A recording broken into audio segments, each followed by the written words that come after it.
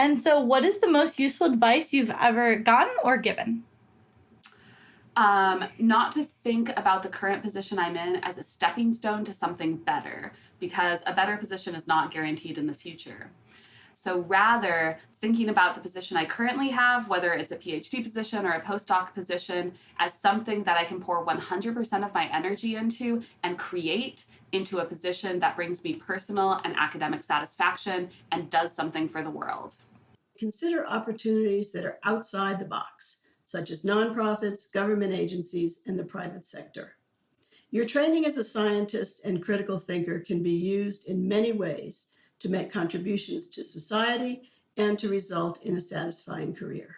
The best predictor of future behavior is past behavior. And I think that's been useful because it's allowed me to evaluate people and situations. Enjoy the journey on the way to your final destination. As scientists, we're always really excited to see the end product of all of our hard work, but it's also really important to understand the value of each step in the process. That way, you can look back on all of your failures and realize that they were essential stepping stones in achieving your final goal. The most useful advice that I've gotten throughout my life would have to be advice from my parents, who have always told me and my sister to never let anybody tell us that we can't do something because of who we are, that being women or people of color.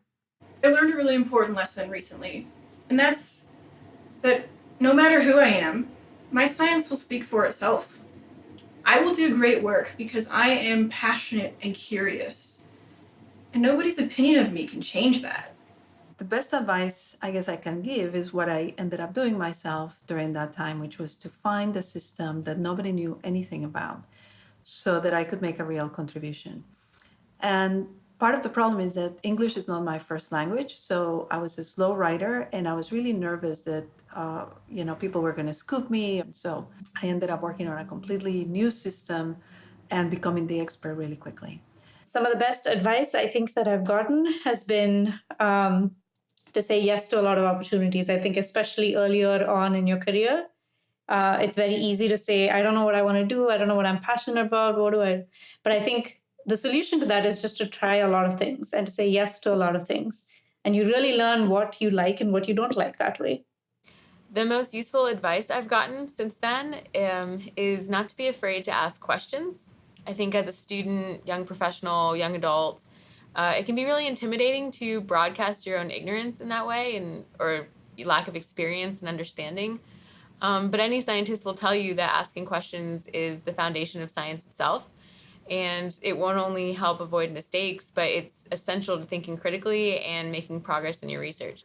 Some of the best advice I've received over the years has been to not only find what I was passionate about doing and what I enjoy doing, but also to find time for myself outside of work. And that advice has really served me well over the years. Having a really strong support network. Research and academia is hard, and so it's good to have people that you can reach out to and depend upon. And also, don't ever give up and don't be afraid to make mistakes or ask a lot of questions because this is a learning process. You won't probably have just one career, but you'll have probably many of them. So get the broadest training you can, but follow what you're really interested in. My favorite advice is to just be a decent person and to treat each other with respect.